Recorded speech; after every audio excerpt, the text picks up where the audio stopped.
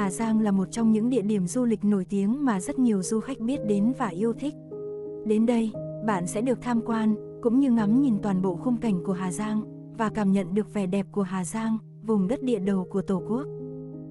Thông thường, mọi người đều lựa chọn lịch trình 3 ngày 2 đêm để khám phá núi rừng nơi cực Bắc của Việt Nam. Nhưng nếu như bạn có thời gian, cũng như muốn chuyến đi du lịch của mình nhẹ nhàng, thư thái hơn, thì có thể lựa chọn du lịch Hà Giang trong 4 ngày 3 đêm.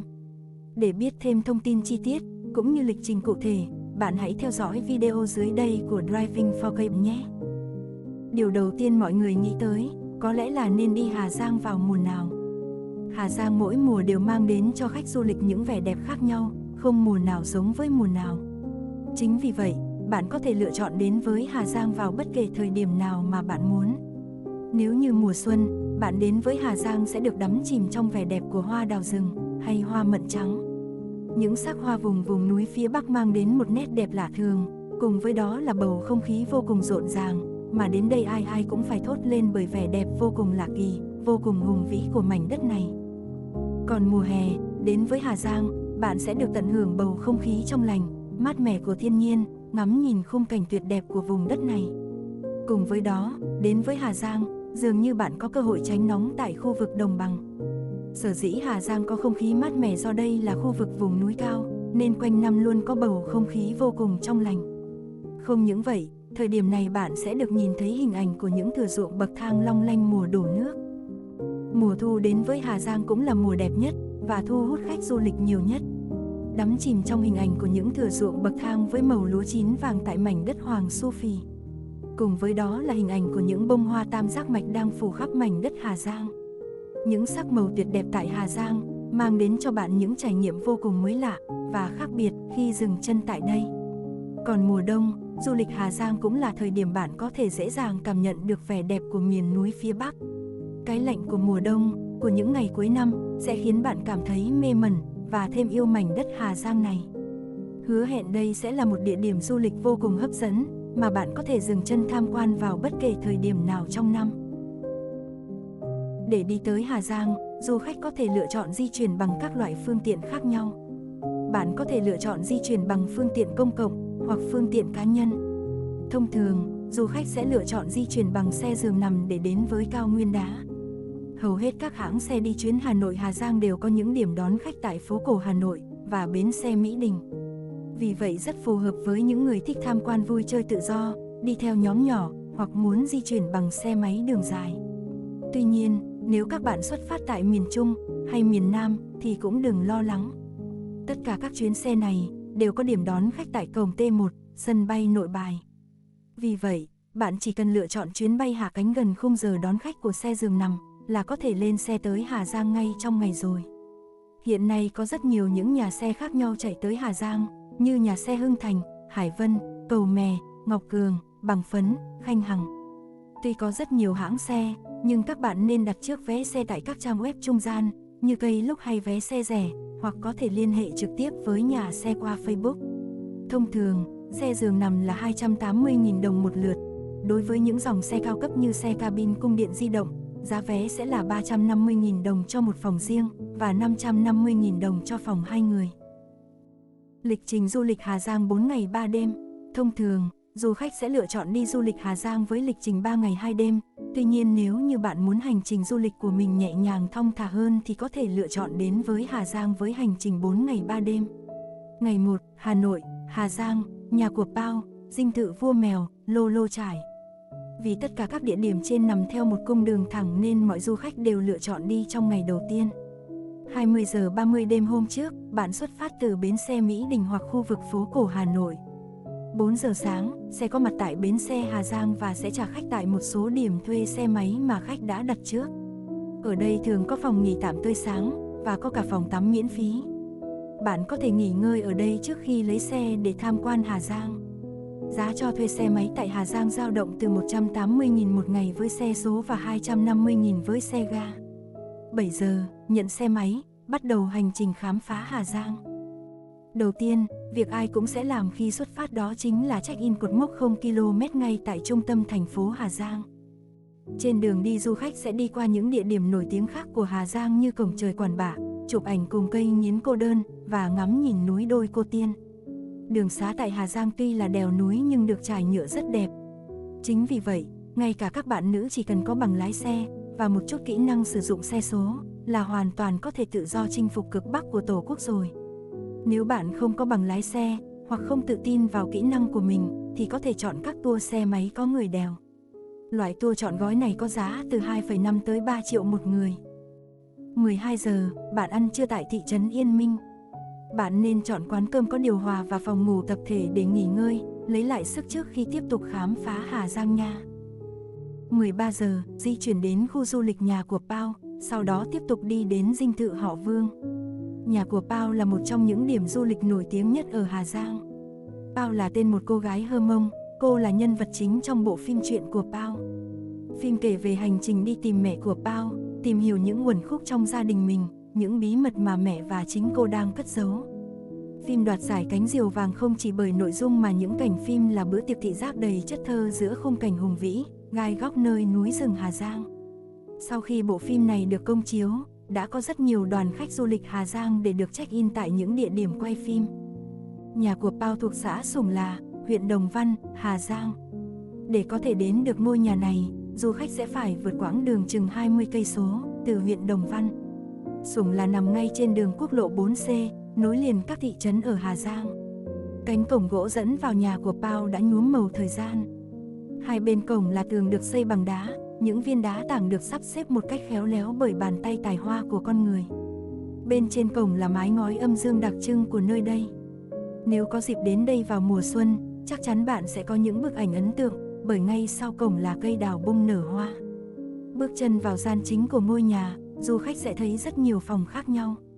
Có phòng khách, phòng ở, nhà kho, khu bếp và một khu để nuôi gia súc, gia cầm. Hiện nay vẫn có một gia đình đa thế hệ sinh sống tại đây. Chính vì thế, mỗi khi ghé thăm nơi đây, bạn vẫn nhận được sự đón tiếp rất nhiệt tình. Nghỉ chân một chút bên hiên nhà, bạn sẽ được sống lại những thước phim về tình yêu, tình người và cuộc sống. 16 giờ, sau khi đã tham quan, chụp ảnh tại nhà của Pao và dinh thự họ Vương, hãy di chuyển về nơi lưu trú nghỉ qua đêm. Với tổng quãng đường di chuyển ngày đầu tiên đã khoảng hơn 100 km, vì vậy các bạn chỉ nên chọn một điểm dừng là Lũng Cú hoặc Đồng Văn, tùy thuộc vào nơi lưu trú mình đã đặt trước. Do chúng ta sẽ có 4 ngày để khám phá Hà Giang, nên ngày đầu tiên, hãy nghỉ tại ngôi làng nghìn năm tuổi, làng Lô Lô Chải, nơi dường như đã bị thời gian bỏ quên giữa núi rừng Đông Bắc. Nằm ngay dưới chân núi Rồng thuộc xã Lũng Cú, huyện Đồng Văn, tỉnh Hà Giang. Ngôi làng văn hóa Lô Lô Chải chỉ cách cột cờ Lũng Cú huyền thoại chừng khoảng 1 km. Đây là nơi sinh sống, an cư lập nghiệp của đại bộ phận người Lô Lô và người Mông bao đời nay. Cho đến hiện tại, làng Lô Lô Chải đã trở thành điểm du lịch hút khách bậc nhất của cao nguyên đá Đồng Văn nói riêng và cả Hà Giang nói chung. Làng Lô Lô Chải nhỏ bé như thu mình giữa bốn bề là rừng núi. Con đường đi lên làng bản cũng gồ ghề và khó đi. Nhưng vấn đề địa lý không vì thế mà cản trở được sự tò mò muốn khám phá của những vị khách phương xa. Người dân tộc thiểu số trong làng cũng chủ yếu sống theo phương thức tự cung tự cấp là chính. Họ trồng lúa, ngô, rau và chăn nuôi gia súc, gia cầm cho chính gia đình mình. Một lần lạc bước vào ngôi làng cổ tích này, du khách sẽ chẳng muốn rời đi trước khung cảnh thiên nhiên quá đỗi trữ tình và yên bình đến như vậy. Có một lưu ý là hầu hết các địa điểm lưu trú tại Hà Giang đều không sử dụng những trang web đặt phòng như Booking hay Agoda, nên cách duy nhất để đặt phòng tại đây là liên hệ trực tiếp qua số điện thoại hoặc Facebook. Các địa điểm lưu trú tại đây có giá thành tương đối hợp lý, khoảng 150.000 cho một giường tại phòng tập thể, hoặc từ 300.000 cho một phòng riêng khép kín. Ngày 2, cột cờ Lũng Cú, Đồng Văn, đỉnh đèo Mã Pì Lèng, làng Hơ Mông Pà Vi. 6 giờ, đón bình minh nơi địa đầu Tổ quốc. Lô Lô Chải là một ngôi làng tuyệt đẹp tại cực Bắc Việt Nam, vì vậy đừng quên nhâm nhi một tách cà phê để đón ngày mới tại đây. Không gian cổ kính của các ngôi nhà trình tường hàng trăm năm tuổi, chìm trong làn sương sớm nơi địa đầu Tổ quốc, khiến bạn cảm thấy mình như đang lạc trong một câu chuyện cổ tích. Khung cảnh này hiếm nơi nào tại Việt Nam có được. 7 giờ, ăn sáng, sau đó trả phòng và tiếp tục hành trình khám phá Hà Giang 4 ngày 3 đêm.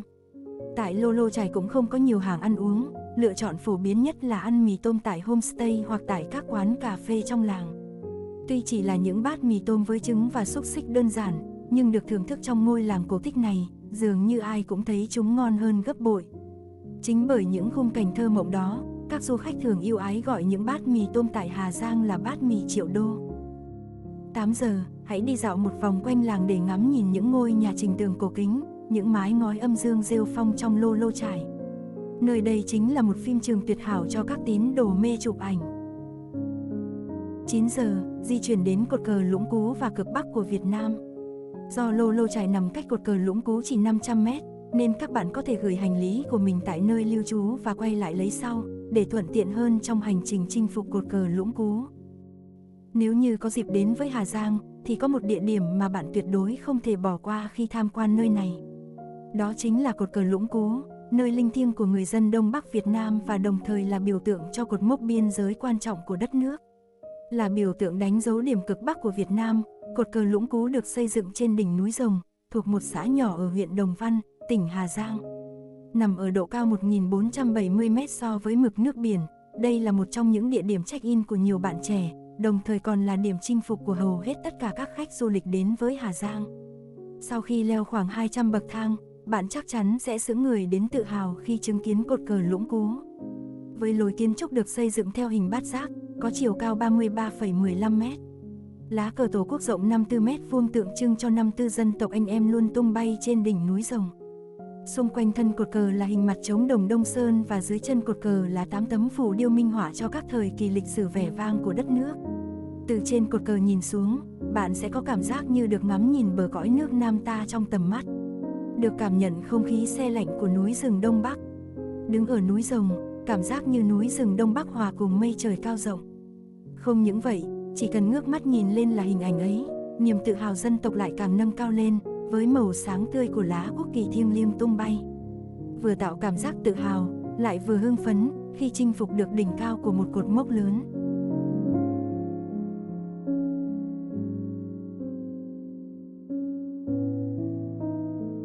Mười giờ, di chuyển tới phố cổ Đồng Văn, check-in tại ruộng hoa tam giác mạch quanh thị trấn. Tranh thủ ăn trưa và nghỉ tại thị trấn Đồng Văn. 4 ngày 3 đêm là khoảng thời gian khá thoải mái để khám phá mảnh đất Hà Giang, vậy nên lịch trình tương đối thong thả. Mách nhỏ với bạn, cung đường từ cột cờ Lũng Cú tới thị trấn Đồng Văn là một cung đường phượt tuyệt đẹp tại Hà Giang, nhưng lại ít được nhắc tới.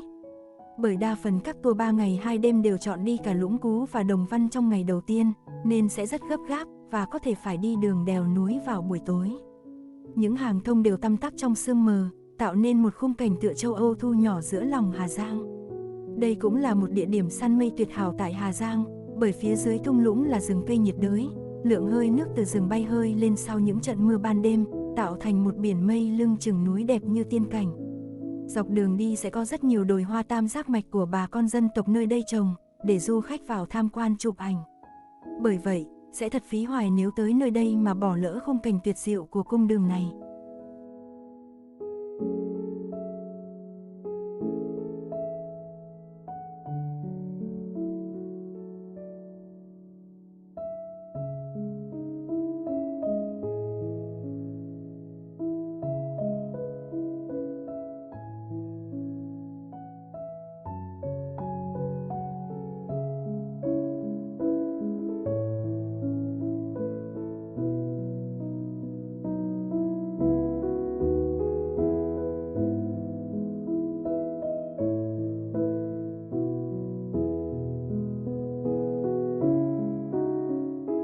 Buổi chiều, chinh phục vua của các con đèo, Mã Pì Lèng hùng vĩ.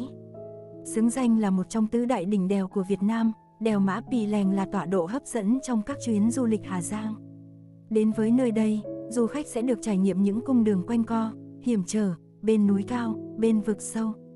Khung cảnh ấn tượng của đoạn đường đèo không chỉ thu hút khách du lịch đến check-in, khám phá mà còn là thử thách cho các tín đồ thích mạo hiểm.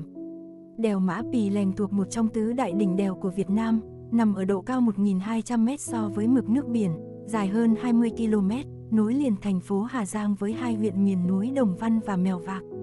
Tên gọi của con đèo mang ý nghĩa là sống mũi con ngựa, nổi tiếng với những cung đường ngoằn ngoèo và hiểm trở, dốc cao thẳng đứng. Từ đỉnh đèo, du khách có thể phóng tầm mắt ra xa, ngắm những dãy núi đá vôi hùng vĩ, những khúc cua quanh co và màu xanh bạt ngàn được dệt từ núi rừng Hà Giang. Đặc biệt, Đây cũng là con đường dẫn tới các điểm tham quan hấp dẫn như cao nguyên đá Đồng Văn, sông Nho Quế. Với vẻ đẹp dịu dàng và đầy mộng mơ, vùng đất Hà Giang thường được ví von là nàng thơ của núi rừng Đông Bắc. Mỗi một thời điểm trong năm sẽ mang đến cho bạn những trải nghiệm riêng, thú vị và độc đáo. Với rất nhiều quán cà phê đẹp, những điểm check-in độc đáo cùng khung cảnh hùng vĩ. Bởi vậy, dù dành cả buổi chiều để khám phá cung đường khoảng 30 km này, có lẽ vẫn chưa thể thỏa mãn những tín đồ mê chụp ảnh. Theo kinh nghiệm của những người từng đến đây, thời điểm lý tưởng nhất để chinh phục Mã Pí Lèng là từ tháng 1 tới tháng 3 hàng năm. Lúc này là mùa hoa mận, hoa đào, hoa cải thi nhau đua nở, cảnh sắc đẹp đến nao lòng. Tháng 4 là mùa của những phiên chợ tình khâu vai, tháng 9 là mùa lúa chín rộ trên Hoàng Su Phì. Đến tháng 11 đến 12, sắc hoa tam giác mạch bao phủ khắp đất trời, là background siêu xịn cho các tín đồ check-in. Vậy nên đừng quên chuẩn bị cho mình một chiếc điện thoại với bộ nhớ thật nhiều để thỏa thích lưu lại hàng nghìn tấm ảnh của núi rừng Đông Bắc.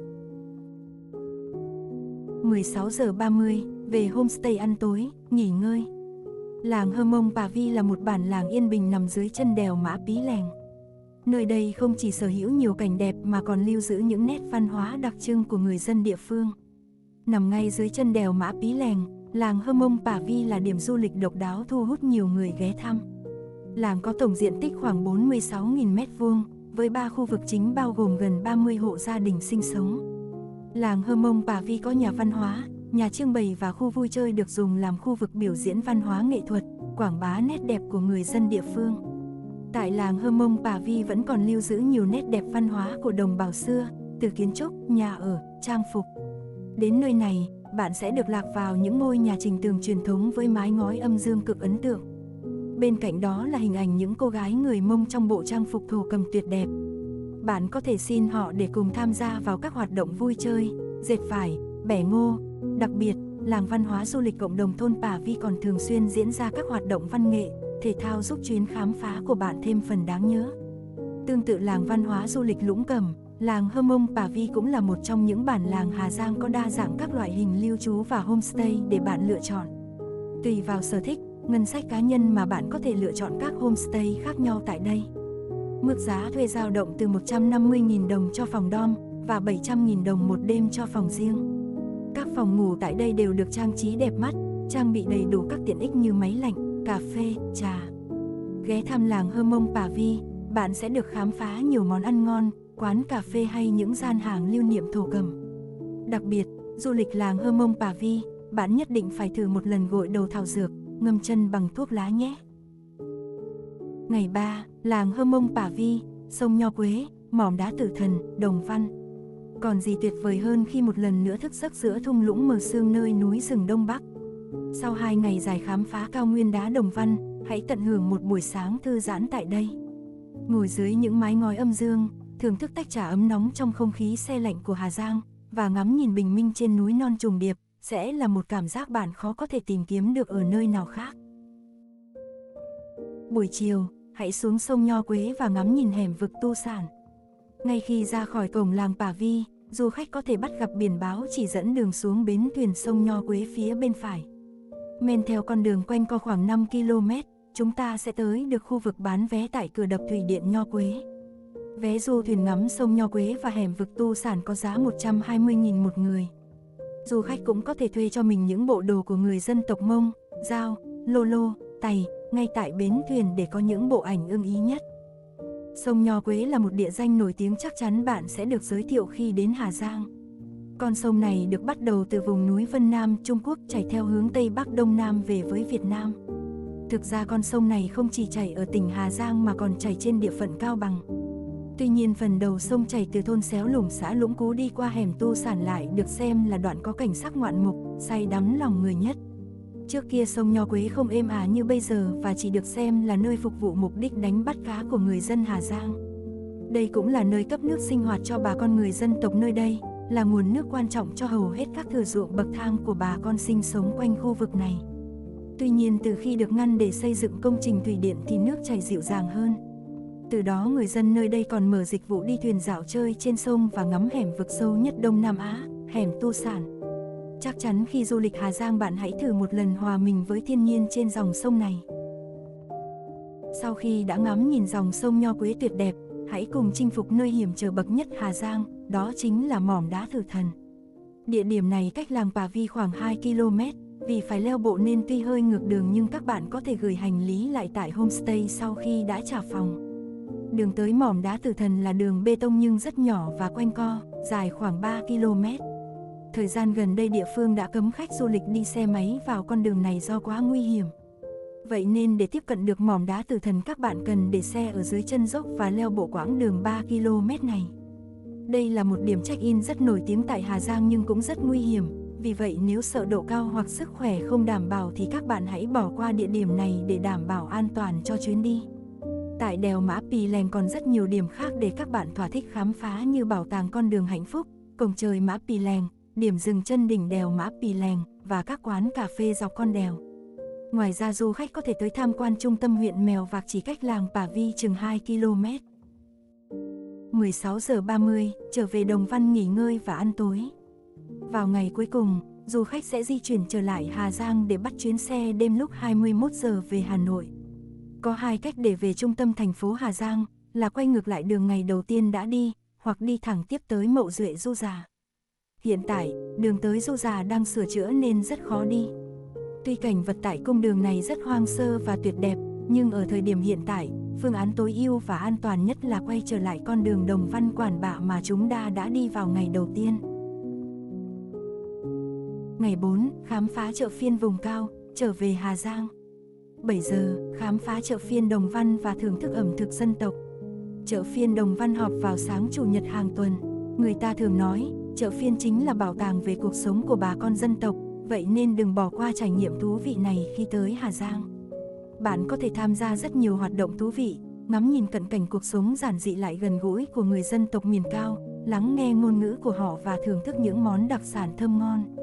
Đặc biệt, phiên chợ cũng có bán rất nhiều món đồ khác nhau được người dân tự tay nuôi trồng hoặc sản xuất ra nên khá là độc nhất vô nhị đó nha.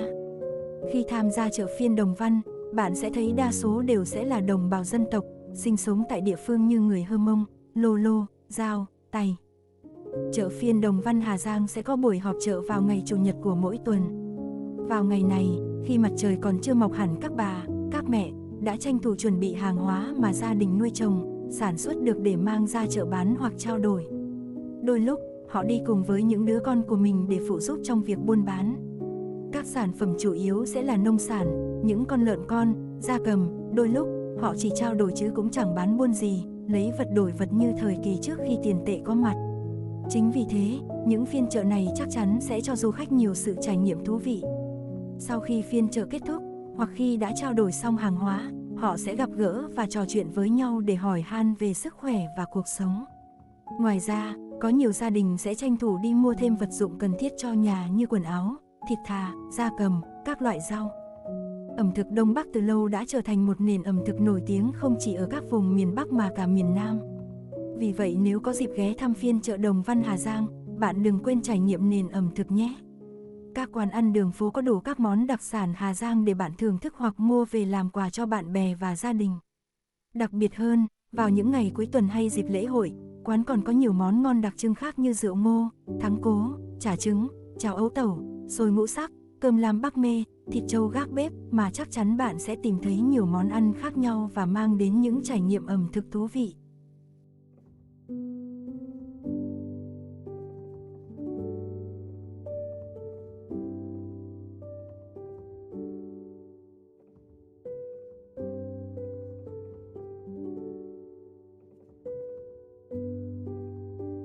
Mười giờ, dọn dẹp hành lý, trả phòng và quay trở về thành phố Hà Giang. Có một lưu ý nhỏ, nếu bạn tìm Google Maps từ Đồng Văn tới Hà Giang thì chắc chắn bản đồ sẽ chỉ bạn đi cung đường dài hơn khoảng 20 km so với cung đường ngày đầu tiên đã đi. Cung đường này sẽ đi qua rừng thông yên minh tuyệt đẹp, nơi này có khung cảnh như Đà Lạt giữa miền Bắc. Tuy nhiên, nếu muốn đi đường ngắn hơn, bạn hãy tìm đường tới cây Cô Đơn trước, rồi mới tìm tiếp đường tới trung tâm thành phố Hà Giang. 21 giờ, lên xe về Hà Nội, kết thúc hành trình khám phá núi rừng hùng vĩ nơi cực Bắc Tổ quốc. Với hành trình du lịch Hà Giang 4 ngày 3 đêm, mức chi phí mà bạn cần bỏ ra sẽ khoảng 3 triệu đến 3 triệu 500 nghìn mỗi người, tùy thuộc vào nhu cầu lựa chọn những mức dịch vụ phù hợp cho hành trình du lịch của mình. Nếu như bạn lựa chọn những dịch vụ trọn gói thì giá thành sẽ cao hơn đi tự túc. Trên đây là toàn bộ lịch trình du lịch Hà Giang 4 ngày 3 đêm, chắc hẳn video này cũng đã cung cấp cho bạn thêm nhiều thông tin bổ ích cho chuyến hành trình du lịch của mình. Nếu như bạn đang có ý định du lịch Hà Giang thì hãy tham khảo lịch trình của Driving 4K nhé. Và đừng quên đăng ký kênh để có thể xem thêm nhiều hơn video du lịch Hà Giang. Xin cảm ơn và hẹn gặp lại.